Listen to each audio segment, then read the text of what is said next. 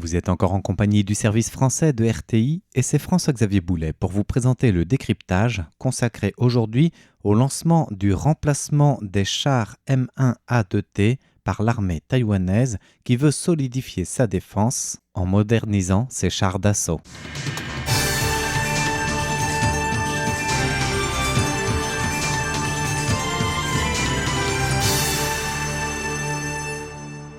L'armée de terre, on le sait, modernise ses chars. Il devient en effet nécessaire de remplacer ses anciens CM11 et autres chars vieillissants, et c'est dans ce cadre qu'en fin d'année dernière, nous annoncions l'arrivée à Taïwan de 38 chars M1A2T acquis auprès des États-Unis. Et au premier semestre de cette année, l'armée a commencé à incorporer ces nouveaux chars pour les phases de test, pour former aussi ces contingents à leur maniement.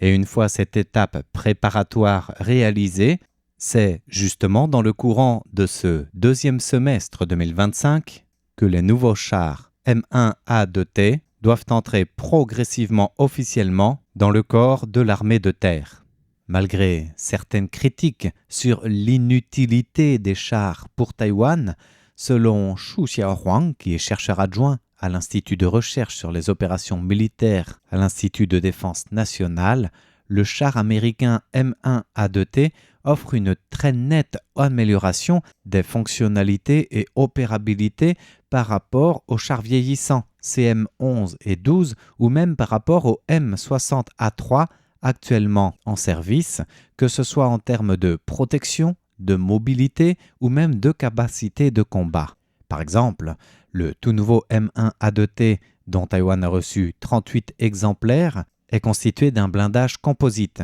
et non plus d'un simple blindage moulé. Il passe aussi d'un moteur diesel turbocompressé de 760 chevaux à un moteur à turbine à gaz qui est 2 fois plus puissant. Le M1A2T intègre aussi un système de contrôle de tir entièrement numérique, sans compter l'ajout de canons lisses de 120 mm, qui sont d'ailleurs le même standard que les nouveaux chars chinois. Le chercheur Xu Xiaohuang analyse que sur les 108 chars M1A2T attendus par Taïwan, dont 38 ont déjà été livrés, la priorité sera donnée au remplacement des CM11 qui combinent une plateforme M60 et une tourelle de M48 et qui sont déjà vétustes, tout comme les CM12 qui sont issus d'une modernisation des M4-8A3.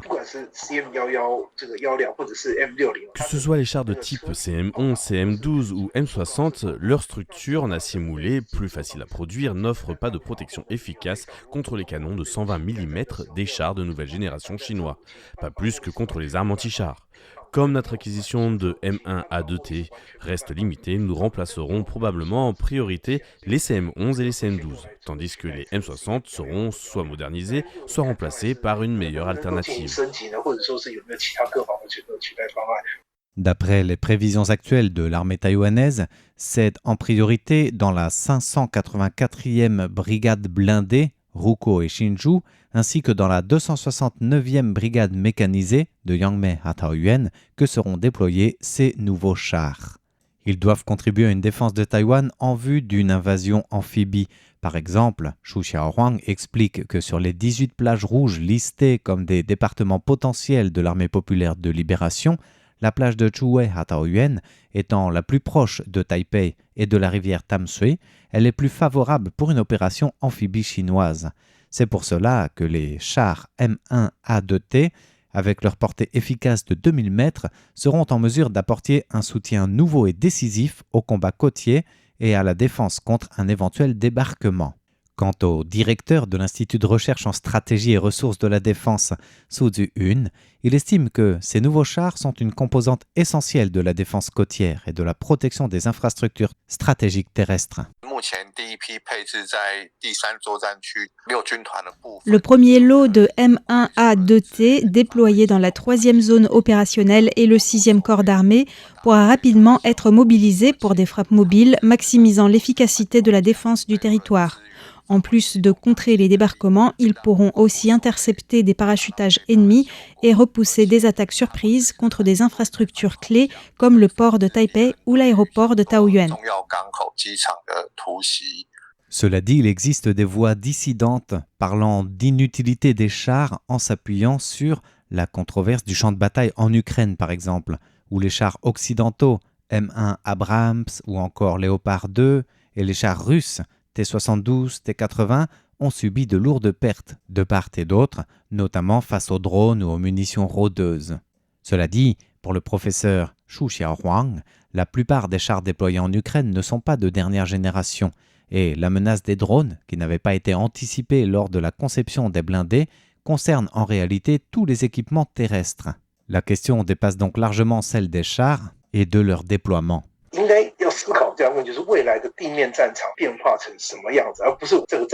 La question est de savoir à quoi ressemblera le champ de bataille terrestre du futur, et non de déclarer les chars obsolètes.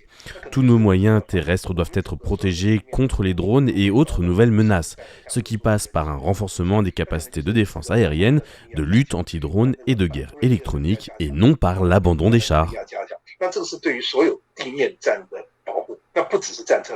De son côté, le directeur de l'Institut de recherche en stratégie et ressources de défense, Su Ziyun, considère que la théorie de l'inutilité des chars est plutôt une interprétation hors contexte. Il rappelle d'ailleurs que chaque nouvelle technologie militaire entraîne son lot de controverses, comme l'apparition des missiles RR qui avaient en son temps mené à la théorie de ce qu'on appelait l'inutilité des canons d'avion, ou encore la naissance de l'arme nucléaire qui avait fait dire que les porte-avions étaient obsolètes. Une manière de ressouligner, s'il le fallait, l'importance pour l'armée taïwanaise de ses équipements de chars d'assaut modernisés. Les chars restent cruciaux pour leur mobilité, leur blindage et leur puissance de feu. En intégrant des systèmes de défense anti-aérienne à très basse altitude et en bordure de canopée, on pourra écarter définitivement cette théorie de l'inutilité des chars. À l'heure actuelle, Taïwan compte bien sur ses chars modernisés M1A2T, dont 38 unités déjà livrées sont actuellement en phase de test et d'entraînement avant leur intégration opérationnelle au sein de l'armée sur les 108 chars acquis par la défense taïwanaise. Si l'industrie de la défense et la technologie militaire mondiale s'orientent de plus en plus vers les armes de précision, Taïwan suit la tendance très en retard au niveau de ses moyens, comme Xu Xiaohuang le souligne, que l'armée de terre notamment commence seulement à moderniser ses capacités de frappe de précision et que l'île est en retard par rapport aux standards internationaux, notamment en raison d'une culture militaire qui jusque-là était axée sur l'économie des ressources et des contraintes géopolitiques qui limitaient bien sûr l'acquisition des nouveaux équipements terrestres.